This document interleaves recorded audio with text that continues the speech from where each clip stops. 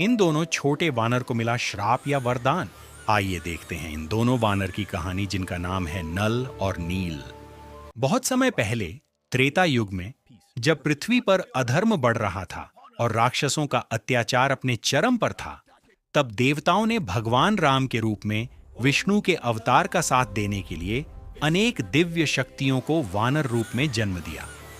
Video को बनाने में बहुत मेहनत लगी है, लाइक और सब्सक्राइब जरूर करें। इन्हीं दिव्य जन्मों में दो अद्भुत वानर बालकों का जन्म हुआ, नल और नील।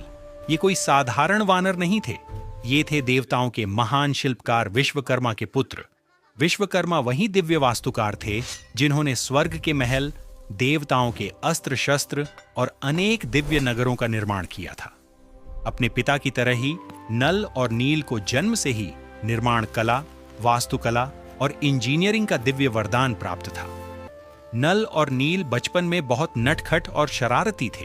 वे जंगलों में दौड़ते, पेड़ों पर चढ़ते और ऋषियों के आश्रमों के आसपास खेलते रहते थे। लेकिन उनकी एक आदत थी जो ऋषियों को बहुत परेशान करते थे। जब भी ऋषि पूजा करते, नल और नील चुपके से आते और उनकी पूजा की सामग्री उठा लेते, फूल माला पात्र, और फिर हंसते हुए उन वस्तुओं को नदी या तालाब में फेंक देते। आखिरकार एक दिन ऋषियों ने क्रोधित होकर उन्हें शाप दे दिया। ऋषियों ने कहा, ए नटखट बालकों, आज के बाद तुम दोनों के हाथ से जल में फेंकी गई कोई भी वस्तु कभी नहीं डूबेगी। यह सुनकर नल और नील डर गए, लेकिन उन्हें यह नहीं पता था कि यही शाप एक दिन पूरी दुनिया के इतिहास का सबसे बड़ा वरदान बनने वाला था। समय बीतता गया, नल और नील बड़े हुए। अब उनकी शरारतें कम हो गई थीं और उनकी शक्ति, बुद्धि और कौशल बढ़ गया था। वे अब केवल वानर नहीं थे, बल्कि महान योद्धा, कुशल निर्माता और वानर सेना के प्रमुख इंजीनियर बन चुके थे। वे वानर राज सुग्रीव की सेना में प्रमुख स्थान रखते थे। इसी समय एक बड़ी घटना घटी।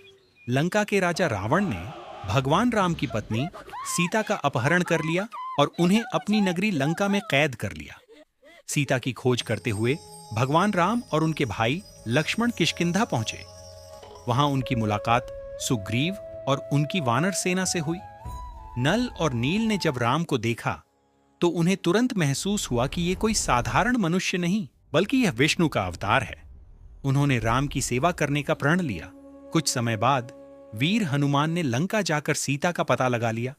अब पूरी वानर सेना लंका जाने के लिए तैयार थी, लेकिन एक बहुत बड़ी समस्या सामने थी। भारत और लंका के बीच विशाल समुद्र था।